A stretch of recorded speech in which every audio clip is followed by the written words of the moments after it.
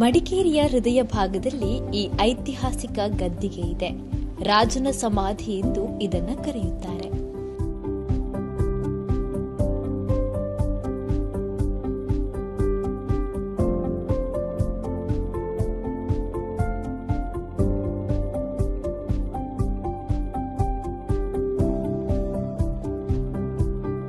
ಈ ಸ್ಮಾರಕವು ಪ್ರಾಚೀನ ಯುಗದ ಇಂಡೋ ಸಾರ್ಸೆನಿಕ್ ವಾಸ್ತುಶಿಲ್ಪ ಶೈಲಿಯನ್ನ ಪ್ರದರ್ಶಿಸುತ್ತೆ ಹಾಗೂ ಕೊಡವ ರಾಜರುಗಳ ನೆನಪಿನ ಸ್ಮಾರಕಗಳನ್ನು ಹೊಂದಿದೆ.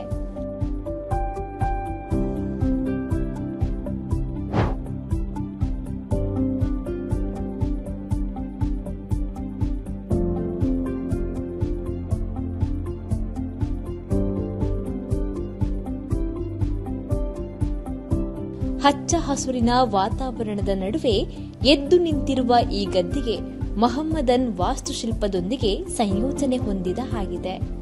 ಅದರ ಮಧ್ಯದ ಗೋರಿಗಳು ಮತ್ತು ಮೂಲೆ ಗೋಪುರಗಳು ನಂದಿ ಆಕೃತಿಗಳಿಂದ ಅಲಂಕರಿಸಲ್ಪಟ್ಟಿವೆ.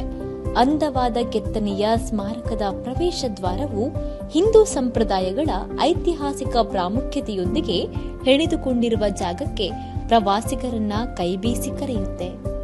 ಗದ್ದಿಗೆಯ ಹೃದಯ ಭಾಗದಲ್ಲಿ 3 ಸಮಾಧಿಗಳಿವೆ.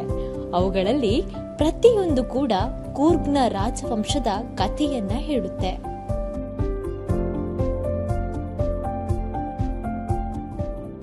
ಭವ್ಯವಾದ ಮುಖ್ಯ ಸಮಾಧಿಯು ಕೊಡವ ರಾಜ ದೊಡ್ಡವೀರ ರಾಜೇಂದ್ರ ಮತ್ತು ಅವರ ಪತ್ನಿ ಮಹಾದೇವಿಯಮ್ಮರವರದ್ದು.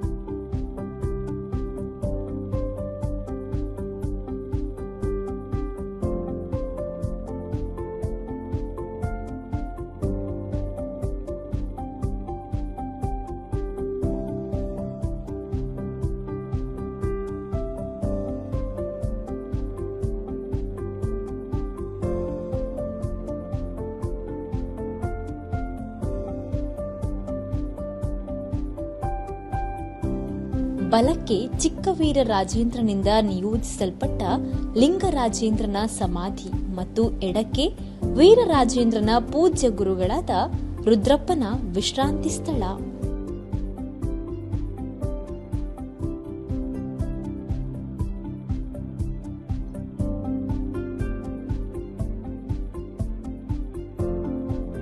ಸಮಾಧಿಗಳ ಪಕ್ಕದಲ್ಲಿ ಧೀರ ರಾಜ ಅಧಿಕಾರಿಗಳಾದ ಬಿದ್ದಂಡ ಬೋಪು ಮತ್ತು ಬಿದ್ದಂಡ ಸೋಮಯ್ಯನ ವಿಶ್ರಾಂತಿ ಸ್ಥಳವಿದೆ.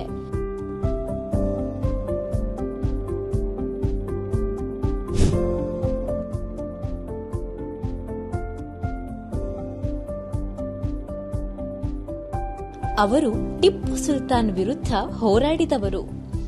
ಮಡಿಕೇರಿಯಿಂದ ಈಶಾನ್ಯಕ್ಕೆ ರಾಜ್ಯ ಹೆದ್ದಾರಿ 27ರ ಮೂಲಕ 1.5 ಕಿಲೋಮೀಟರ್ ದೂರದ ಮಹಾದೇವಪೇಟೆ ತಲುಪಿದ್ರೆ ಈ ಗದ್ದಿಗೆ ಸುಲಭವಾಗಿ ತಲುಪಬಹುದು. ಕೊಡಗಿನ ಪ್ರಮುಖ ನಗರಗಳಿಂದ ಬಸ್ಸು ಸೇವೆಗಳಿವೆ. ಅಲ್ಲದೆ ಆಟೋ ರಿಕ್ಷಾಗಳು, ಟ್ಯಾಕ್ಸಿಗಳು ಮತ್ತು ಬಾಡಿಗೆಗೆ ಬೈಕು ಸೇರಿದಂತೆ ಅನುಕೂಲಕರ ಸಾರಿಗೆಯ ಆಯ್ಕೆಗಳಿವೆ.